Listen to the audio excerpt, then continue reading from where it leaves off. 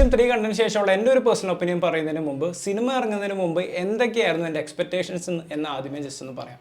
അതായത് first പാർട്ടിലും second പാർട്ടിലും കണ്ട ആ ഒരു മാജിക്, ആ ഒരു സ്ക്രീൻ പ്ലേയുടെ ഒരു ബ്യൂട്ടി എന്നൊക്കെ പറയില്ലേ, അത് ഈ സിനിമയിൽ ആവർത്തിക്കുമോ എന്നുള്ളതായിരുന്നു ഈ സിനിമയെ പറ്റിയുള്ള എൻ്റെ ആദ്യത്തെ ഏറ്റവും വലിയ കൺസേൺ. പിന്നെ സെക്കൻഡ് ഭാഗം, ആ രണ്ടാം ഭാഗം നമുക്ക് തിയേറ്ററിൽ മിസ്സായി. അത് OTT കണ്ടിട്ട് നമ്മുടെ കിളിവാറിയതാണ്. അപ്പോൾ അതിന് വെല്ലുന്ന എന്ത് ടൈപ്പ് ട്വിസ്റ്റാണ് ദൃശ്യം 3-ാം ഭാഗത്തിൽ ഉണ്ടാവുക എന്നുള്ളതായിരുന്നു എൻ്റെ ഏറ്റവും വലിയൊരു ചോദ്യചിഹ്നം. കാരണം ഒന്നും കാണാണ്ട് ഇങ്ങനെ ഒരു തേർഡ് പാർട്ടിന് വേണ്ടി അവർ പൈസ മുടക്കി എഫേർട്ട് എടുത്ത് പടം പിടിക്കില്ലല്ലോ. അപ്പോൾ സിനിമ ഇറങ്ങുന്നതിന് മുമ്പ് ഇതൊക്കെയായിരുന്നു എൻ്റെ ഫ്രണ്ടിലുള്ള ഏറ്റവും വലിയ ചോദ്യങ്ങൾ. പിന്നെ സെക്കൻഡ് ഭാഗത്തിന് മേക്കിംഗ് ക്വാളിറ്റി വളരെ മോശമാണ് എന്നുള്ള രീതിയിൽ കുറേ ഫീഡ്ബാക്ക് ഉണ്ടായിരുന്നു. Quality in the sense serial നിലവാരത്തിലാണ് ഡയലോഗ്സും ആർട്ടിഫിഷ്യൽ ആയിട്ടുള്ള അഭിനയവും ജൂനിയർ ആർട്ടിസ്റ്റിൻ്റെ അടക്കം എന്നുള്ള രീതിയിൽ ഒരുപാട് നെഗറ്റീവ് ഫീഡ്ബാക്ക് സിനിമയ്ക്ക് കിട്ടി. എന്നിരുന്നാൽ പോലും കിടിലനൊരു സ്ക്രിപ്റ്റായിരുന്നു ദൃശ്യം സെക്കൻഡ് പാർട്ടിൻ്റേത്. 3-ാം ഭാഗത്തിലേക്ക് വന്നു കഴിഞ്ഞാൽ 2.5 മണിക്കൂർ തന്നെയാണ് ഈ ഒരു സിനിമയുടെയും ഒരു ടോട്ടൽ ഡ്യൂറേഷൻ. ഈ ഒരു മണിക്കൂർ ഫുള്ള് എൻഗേജിങ് ആയിട്ട് തന്നെ പടം പോയിട്ടുണ്ട്. സ്റ്റാർട്ടിങ് മുതൽ നമ്മൾ 1-ാം ഭാഗത്തിലും 2-ാം ഭാഗത്തിലും കാണുന്നത് പോലെ തന്നെ ആദ്യത്തെ ഒരു അരമണിക്കൂർ 3/4 മണിക്കൂർ ബിൽഡിംഗ് ആണ്. അതായത് ആ ഒരു സെറ്റപ്പ് ഇപ്പോഴത്തെ സാഹചര്യം എങ്ങനെയാണ് എന്നുള്ളത് റിവീൽ ചെയ്തുകൊണ്ട് ആ ഒരു വേൾഡ് ബിൽഡിങ്ങിൻ്റെ ഒരു കണ്ടിന്യൂഷൻ തന്നെയാണ് ആദ്യത്തെ ഒരു 3/4 മണിക്കൂർ. പിന്നീട് അങ്ങോട്ടാണ് ശരിക്കും ഇൻറ്റൻസ് ആയിട്ടുള്ള രീതിയിൽ നമ്മൾ കഥയിലേക്ക് ഇന്നാവുന്നത്. ഇന്നായ ശേഷം പിന്നെ നല്ല ത്രില്ലാണ് എന്ന് പറയുന്നതിനപ്പുറത്തേക്ക് ത്രില്ലടിച്ച് സിനിമയുടെ ക്ലൈമാക്സിലേക്ക് എത്തിയപ്പോഴേക്കും എന്തൊക്കെയോ സിനിമയ്ക്ക് സംഭവിച്ചിട്ടുണ്ട്. ഓവറോൾ ഒരു നല്ലൊരു എക്സ്പീരിയൻസ് ആണ് സിനിമ തരുന്നതെങ്കിൽ പോലും ക്ലൈമാക്സിനോട് എത്തിയപ്പോഴേക്കും ഇതെന്താണ് ഇങ്ങനെ പോകുന്നത് എന്നുള്ള രീതിയിലേക്ക് എൻ്റെ തോട്ട് പോയി. അതിന് കാരണം ഞാൻ പറഞ്ഞുതരാം.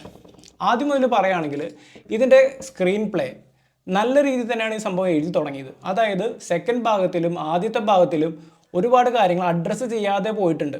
അതായത് നമ്മുടെ മെൻ്റൽ ഹെൽത്തിൻ്റെ കാര്യങ്ങളും നമ്മൾ തെറാപ്പി അറ്റൻഡ് ചെയ്യുന്ന കാര്യങ്ങളും. കാരണം ഈ സിനിമയിലെ ക്യാരക്ടേഴ്സിനൊക്കെ അത് ആവശ്യമാണ്. ഇതിൽ വില്ലനായാലും നായകനായാലും എല്ലാ ക്യാരക്ടേഴ്സിനും അവരെല്ലാവരും കുറേ ട്രോമയിൽ കൂടെ കടന്നു പോയിട്ടുണ്ട്. അപ്പോൾ അതിനെല്ലാം ഒരു അക്നോളജ്മെൻറ്റ് പോലെ തെറപ്പി, അതായത് മെൻ്റൽ ഹെൽത്തിൻ്റെ കാര്യങ്ങൾ ഇതിൽ നല്ല രീതിയിൽ അക്നോളജ് ചെയ്തിട്ടുണ്ട്. അതൊരു നല്ല കാര്യമായിട്ട് തന്നെ എനിക്ക് തോന്നി. അതുപോലെ തന്നെ ഈ സിനിമയുടെ മേക്കിംഗ് നിലവാരം ഒരുപാട് ഉയർന്നിട്ടുണ്ട്. സീരിയൽ ലെവൽ മേക്കിംഗ് എന്ന് ഒരുപാട് പഴിയേട്ട ജിത്തു ജോസഫ് ഈ സിനിമയിലേക്ക് വന്നപ്പോൾ അത് ഏറെക്കുറെ പരിഹരിച്ചിട്ടുണ്ട്. ഈവൻ അവസാനം ഇറങ്ങിയ അദ്ദേഹത്തിൻ്റെ 2 സിനിമകളിലുണ്ടായിരുന്ന പല വീഴ്ചകളും ഈ സിനിമയിൽ അദ്ദേഹം പരിഹരിച്ചിട്ടുണ്ട്. അപ്പോൾ അതൊരു ഭയങ്കര റിലീഫായിരുന്നു ടു ബി ഓണസ്റ്റ്. നമ്മൾ ഇതെന്താ സീരിയൽ കാണുന്ന പോലെ ഉണ്ടല്ലോ എന്നൊരു ഫീൽ എവിടെയും ഉണ്ടാക്കിയിട്ടില്ല. എന്ന് മാത്രമല്ല, നമ്മൾ 1-ാം ഭാഗത്തിലൊക്കെ കണ്ട് നമ്മുടെ മീന ചെയ്ത കഥാപാത്രത്തിൻ്റെ ഒരു ബബ്ലിനെസ്സും ഒരു എനർജറ്റിക് ആയിട്ടുള്ള പെർഫോമൻസ് ആയിരുന്നു. 2-ാം ഭാഗത്തിലേക്ക് വന്നു കഴിഞ്ഞാൽ വളരെ ശോകമുഖമായിട്ട് പേടിച്ചറണ്ടിരിക്കുന്ന ഒരു ഫാമിലിനെയാണ് നമ്മൾ 2-ാം ഭാഗത്തിൽ കണ്ടത്. എന്നാൽ ഇതിലേക്ക് വന്നു കഴിഞ്ഞാൽ കുറച്ചും കൂടി ഓപ്പൺ ആയിട്ട് ലൈഫിൽ നിന്ന് മൂവ് ഓൺ ആയിട്ട് കുറച്ചും കൂടി പുതിയ കാര്യങ്ങൾ ലൈഫിൽ നടക്കുന്നു. ആ ഒരു രീതിയിൽ back to the first part എന്നുള്ള രീതിയിലായിരുന്നു ഈ ഒരു സിനിമയിൽ ആ ഫാമിലിയുടെ ഒരു സെറ്റപ്പ്. പക്ഷെ പിന്നീട് അങ്ങോട്ട് ത്രില്ലിങ് കാര്യങ്ങളിലേക്ക് വരുമ്പോൾ കാര്യങ്ങൾ വളരെ ഇൻറ്റൻസ് ആവുന്നുണ്ട്. പല രീതിയിൽ പ്രതീക്ഷിക്കാത്ത രീതിയിൽ പല സെറ്റ് ബാക്സും ജോർജ് കുട്ടി നേരിടേണ്ടി വരുന്നുണ്ട്. ഈ സിനിമയിലെ ഏറ്റവും വലിയ വെല്ലുവിളി ആ 1-ാം ഭാഗത്തിന് 2-ാം ഭാഗത്തിന് വെല്ലുന്ന തരത്തിലുള്ള ഒരു ട്വിസ്റ്റ് ഈ സിനിമയിൽ ഉണ്ടോ എന്നുള്ളതാണ്.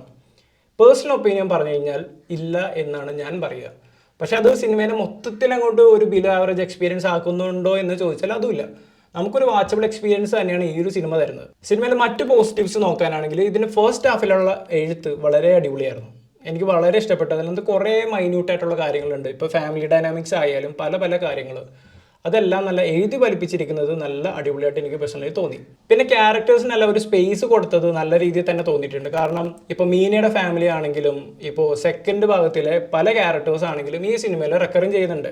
അപ്പോൾ അതെല്ലാം സിനിമയിൽ ആ ഒരു യൂണിവേഴ്സിൻ്റെ ഒരു കണക്ഷൻ കൊണ്ടുവരാനായിട്ട് അത് വളരെ ഹെൽപ്ഫുള്ളാണ്. നമുക്ക് ഓൾറെഡി പരിചിതരായ ക്യാരക്ടേഴ്സിനെ വീണ്ടും സ്ക്രീനിൽ കാണുന്നത് ഒരു നല്ല കാര്യം തന്നെയാണ്. ഇനി നെഗറ്റീവ് കാര്യങ്ങളിലേക്ക് വരാനാണെങ്കിൽ ഞാൻ നേരത്തെ പറഞ്ഞില്ലേ, ഒന്ന് ഇന്നായി കിട്ടിക്കഴിഞ്ഞാൽ പിന്നെ ഫുൾ ത്രില്ലാണെന്നുള്ളത്. ആ ത്രില്ല് കുറച്ച് കൂടിപ്പോയത് കൊണ്ടാണോ എന്ന് എനിക്കറിയില്ല. ഇതിൽ പലയിടങ്ങളിലും കുറേ ലോജിക്കൽ എറേഴ്സ് ഉണ്ട്. നമ്മൾ ഫസ്റ്റ് കാഴ്ചയിൽ ചിലപ്പോൾ ഇതൊന്നും നോട്ടീസ് ചെയ്യപ്പെട്ടില്ല എന്ന് വരാം. പക്ഷെ നമ്മളൊന്ന് ഇരുത്തി ചിന്തിച്ച് കഴിഞ്ഞാൽ പല ക്യാരക്ടേഴ്സും ചെയ്യുന്ന അവരുടെ ആക്ഷൻസിന് ഒരു ലോജിക്കില്ല എന്നുള്ളത് നമുക്ക് മനസ്സിലാവും. അതായത് എല്ലാ ക്യാരക്ടേഴ്സും ഇങ്ങനെയാണ്, എല്ലാവരും മണ്ടന്മാരാണ് എന്നുള്ള രീതിയിലല്ല ഞാൻ പറയുന്നത്. ചില ക്യാരക്ടേഴ്സിൻ്റെ ഏറ്റവും ഇമ്പോർട്ടൻ്റ് ആയിട്ടുള്ള പല ഡിസിഷൻസും നമ്മൾ ക്ലൈമാക്സിൽ ഇദ്ദേഹത്തിൻ്റെ മോട്ടിവേഷൻ അറിഞ്ഞ ശേഷം കാണുമ്പോൾ this doesn't make any sense എന്നുള്ള രീതിയിൽ നമുക്ക് തോന്നും. പ്രത്യേകിച്ച് ഇതിൽ ഈ സിനിമയിൽ ഒരു നെഗറ്റീവ് ഷെയ്ഡ് ചെയ്യുന്ന ഒരു കഥാപാത്രത്തിൻ്റെ പല ആക്ഷൻസും അവസാനം ക്വസ്റ്റ്യൻ ചെയ്യപ്പെടുന്ന കാര്യങ്ങളൊക്കെ തന്നെയാണ്. അപ്പോൾ അങ്ങനെ കുറേ ലോജിക്കൽ എറേഴ്സ് ഞാൻ സിനിമ കണ്ട ശേഷം ഒന്ന് ആലോചിച്ചപ്പോൾ എനിക്ക് ഒരുപാട് എഴുതി കൂട്ടാൻ പറ്റി. കൗണ്ട്ലെസ് ആയിട്ടുള്ള കുറേ ലോജിക്കൽ എറേഴ്സ് ഉണ്ട്.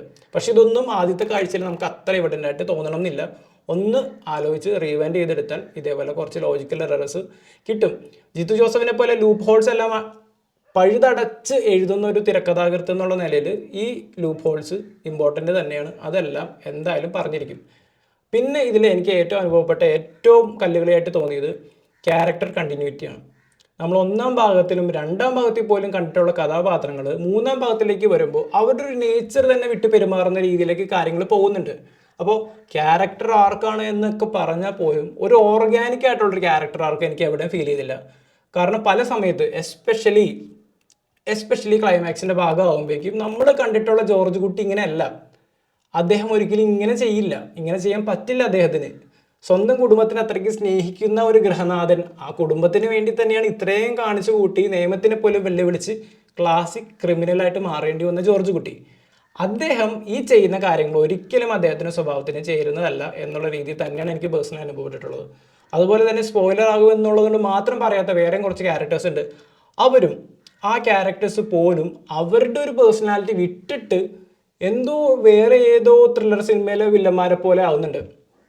അതൊരിക്കലും ഓർഗാനിക്കായിട്ട് തോന്നില്ല. അതൊന്നും എനിക്ക് ഡൈജസ്റ്റ് ആകില്ല. എപ്പോൾ ഈ ക്യാരക്ടേഴ്സ് പെരുമാറ്റം മാറ്റി തുടങ്ങിയോ അപ്പം മുതൽ ഞാൻ സിനിമയിൽ നിന്ന് ഔട്ടായി. അത്രയും നേരം ഇൻവെസ്റ്റഡ് ആയിട്ട് ഇന്നായിട്ട് നല്ല എൻഗേജിങ് ആയിട്ട് പോയിരുന്ന പടം ഈ ഒരു കുറച്ച് മൊമെൻറ്റ്സ്, പ്രത്യേകിച്ച് ക്ലൈമാക്സിനോട് അടുക്കുന്ന ഒരു 30 മിനിറ്റിന് മുമ്പാണ് കുറേ കാര്യങ്ങൾ റിവീൽ ആവുന്നത്. ആ റിവീൽ ആവുന്ന ഭാഗത്ത് ഈ കുറേ കാര്യങ്ങൾ ആൾക്കാരുടെ മാറ്റത്തിൽ കൂടെ വളരെ മാറിപ്പോയി. അപ്പോൾ അതൊക്കെ ഇങ്ങനെ കാണിക്കുമ്പോൾ ഈ ക്യാരക്ടർ ഒരിക്കലും ഇങ്ങനെയല്ല. അപ്പോൾ അത് എനിക്ക് ഒട്ടും ഡൈജസ്റ്റബിൾ ആയിട്ട് തോന്നിയില്ല. അപ്പോൾ ഈ ചെയ്യുന്ന ക്യാരക്ടേഴ്സിൻ്റെ എല്ലാ മോട്ടീവ്സും എല്ലാ ആക്ഷൻസും അവസാനം ക്ലൈമാക്സിലേക്ക് എന്ത് നേടി എന്ന് ചോദിച്ചു കഴിഞ്ഞാൽ ഇത് നേടാൻ വേണ്ടി ഇത്രയ്ക്ക് കാര്യങ്ങൾ ചെയ്യേണ്ടിയിരുന്നു എന്ന് നമുക്ക് തോന്നും. സെക്കൻഡിൽ അങ്ങനെയല്ല. സെക്കൻഡിൽ ഒരു വലിയൊരു റിവീലാണ് ആ കോർട്ട് സീനിൽ നടക്കുന്നത്. ആ കോർട്ടിൽ അയാൾ കീഴടങ്ങി നിൽക്കുന്ന സമയത്ത് ഒരുപാട് റെവലേഷൻസ് നടക്കുകയാണ്. സായികുമാറിന്റെ നരേഷൻ ഉണ്ടല്ലോ, ആ ഒരു കഥ പറച്ചിലുകൊണ്ട് നമ്മളോട് ഹുക്കാക്കിയ സിനിമയാണ് ദൃശ്യം 2. അങ്ങനത്തെ ഒരു എലവേഷൻ മൊമെന്റ്, അങ്ങനത്തെ ഒരു ഹൈ മൊമെന്റ് ഈ സിനിമയിൽ ക്ലൈമാക്സിന് എനിക്ക് കിട്ടിയില്ല. ക്ലൈമാക്സ് ആയപ്പോഴേക്കും പല കാര്യങ്ങളും വളരെ ഫാസ്റ്റായിട്ട് നടക്കുകയും ഇതിനൊന്നും ഒരു സെൻസ് ഇല്ലല്ലോ എന്നുള്ള രീതിയിൽ കാര്യങ്ങൾ പോവുകയും ക്ലൈമാക്സിൽ ജോർജ് കുട്ടി ചെയ്യുന്ന ഒരു കാര്യം ഒട്ടും ലോജിക്കലായിട്ട് തോന്നിയില്ല. ഒരിക്കലും അയാൾ ചെയ്യാത്ത കാര്യമാണ്, ചെയ്യാൻ പാടില്ലാത്ത കാര്യം, ഒരു രീതിയിൽ പറഞ്ഞാൽ ചെയ്യാൻ പാടില്ലാത്ത കാര്യമാണ് അയാൾ ചെയ്യുന്നത്. അപ്പോൾ ഒരിക്കലും തൻ്റെ ഫാമിലിയോട് ഇത്ര സ്നേഹമുള്ള ഒരാൾ ഇങ്ങനെ ചെയ്യില്ല. സ്പോയിലേഴ്സ് ഒഴിവാക്കാൻ വേണ്ടിയിട്ടാണ് ഞാൻ അവിടെ ഇവിടെയും തൊടാണ്ട് പറയുന്നത്. അപ്പോൾ നിങ്ങളുടെ സിനിമ കണ്ടിട്ടുണ്ടെങ്കിൽ നിങ്ങൾക്ക് മനസ്സിലാവും ഞാൻ ഏത് ഭാഗത്തിനെ പറ്റിയാണ് ഉദ്ദേശിക്കുന്നത്. ക്ലൈമാക്സിൻ്റെ ഒരു പെർട്ടിക്കുലർ പോർഷൻ ഒരിക്കലും അയാൾ അതങ്ങനെ ചെയ്യാൻ പാടില്ലാത്ത കാര്യമാണ് ചെയ്തിട്ടുള്ളത്. അപ്പോൾ പഠിക്കൽ കൊണ്ടേ കള്ളം ഉടച്ചു എന്നുള്ള രീതിയിലാണ് ഇതിൻ്റെ ക്ലൈമാക്സ് എനിക്ക് തോന്നിയിട്ടുള്ളത്. അതുവരെ നല്ല എൻഗേജിങ് ആയിട്ടുള്ള നല്ലൊരു ഡീസൻറ്റ് ക്വാളിറ്റി മേക്കിംഗ് ഉള്ള ഒരു Jeethu Joseph thriller family drama Drishyam ദൃശ്യം 2. പെർഫോമൻസ് വൈസ് നോക്കിക്കഴിഞ്ഞാൽ മോഹൻലാൽ കേക്ക് വാക്കാണ്. ഇന്ന് അദ്ദേഹത്തിൻ്റെ ബർത്ത്ഡേ കൂടിയാണ്. സോ ഹാപ്പി ബർത്ത്ഡേ ലാലേട്ടാ. സോ അങ്ങേർക്ക് ഇതൊക്കെ പുഷ്പം പോലെ ചെയ്യുന്ന റോളുള്ളൂ. ബാക്കി എല്ലാവരും നല്ല രീതിയിൽ ചെയ്തിട്ടുണ്ട്. മക്കളായാലും എസ്തർ ആണെങ്കിലും അൻസിബ ആണെങ്കിലും മീന ആണെങ്കിലും പിന്നെ ബാക്കി ക്യാരക്ടേഴ്സ്, ബാക്കി ആരൊക്കെ ഉണ്ടെന്ന് ഇങ്ങനെ എടുത്തു പറഞ്ഞാലും സ്പോയിൽ ചെയ്യുന്നില്ല. ഒന്നാം ഭാഗത്തിലും രണ്ടാം ഭാഗത്തിനും കണ്ടിന്യൂഷൻ ആയിട്ട് വരുന്ന കുറേ ക്യാരക്ടേഴ്സ് ഉണ്ട്. ഇല്ലാത്തത് വരുൺ പ്രഭാർ മാത്രമേ ഉള്ളൂ. അപ്പോൾ ബാക്കി എല്ലാ ക്യാരക്ടേഴ്സും ആ ഒരു അത്യാവശ്യം ഡീസൻറ്റ് പെർഫോമൻസ് ചെയ്തിട്ടുണ്ട്. ഈവൻ ശാന്തിമായ ദേവി വക്കീലായിട്ട് വരുന്ന കഥാപാത്രം, വക്കീൽ രേണുകയായിട്ട് വരുന്ന കഥാപാത്രം, അവരും നല്ല ഡീസൻ്റ് ആയിട്ട് ചെയ്തിട്ടുണ്ട്. പക്ഷെ അവിടെ ഇവിടെയൊക്കെ ആയിട്ട് ജൂനിയർ ആർട്ടിസ്റ്റൊക്കെ പറയുന്ന ഒരു ഡയലോഗ് ഡെലിവറിയും കാര്യങ്ങളൊക്കെ വളരെ ആർട്ടിഫിഷ്യലായിരുന്നു. അപ്പോൾ ആ സമയത്തൊക്കെ ഇത് പിന്നെ ഒരു കല്ലുകടി വരുന്നുണ്ട്. പക്ഷേ എങ്കിൽ പോലും ജിത്തു ജോസഫ് അത് മാനേജ് ചെയ്തിട്ടുണ്ട്. സോ ഓവറോൾ ഒരു വാച്ചബിൾ ഒരു എക്സ്പീരിയൻസ് ആയിരുന്നു. പക്ഷെ സ്റ്റിൽ ഞാനിത് കൺസിഡർ ചെയ്യുന്നത് ഈ ഒരു ഫ്രാഞ്ചൈസിയിലെ ഏറ്റവും വീക്കസ്റ്റ് ആയിട്ടുള്ള സിനിമ എന്നുള്ളതാണ്. കാരണം ദൃശ്യം 1ഉം 2ഉം ഇങ്ങനെ നിൽക്കുമ്പോൾ ഈ സിനിമയ്ക്ക് അതിൻ്റെ ഒപ്പമോ അതിൻ്റെ മുകളിലേക്കോ പോകാൻ സാധിക്കുന്നില്ല. ആ സിനിമ ഒരിക്കലും ഇതിൻ്റെ ലെവലിലേക്കില്ല, കുറച്ച് താഴെയാണ്. കാരണം ഒരുപാട് കാരണങ്ങളുണ്ട്. ഞാൻ നേരത്തെ പറഞ്ഞ ഒരുപാട് കാരണങ്ങളുണ്ട്. കുറേ ലോജിക്കൽ എറേഴ്സ്, ഒരു സിനിമയിൽ ഇത്രയും ലോജിക്കൽ എറേഴ്സ് ഞാൻ കണ്ടിട്ടില്ല മുമ്പ്. ദൃശ്യം 1 ആയാലും 2 ആയാലും ഇത്രയും എറേഴ്സ് സ്പോട്ട് ചെയ്യപ്പെട്ടിട്ടില്ല.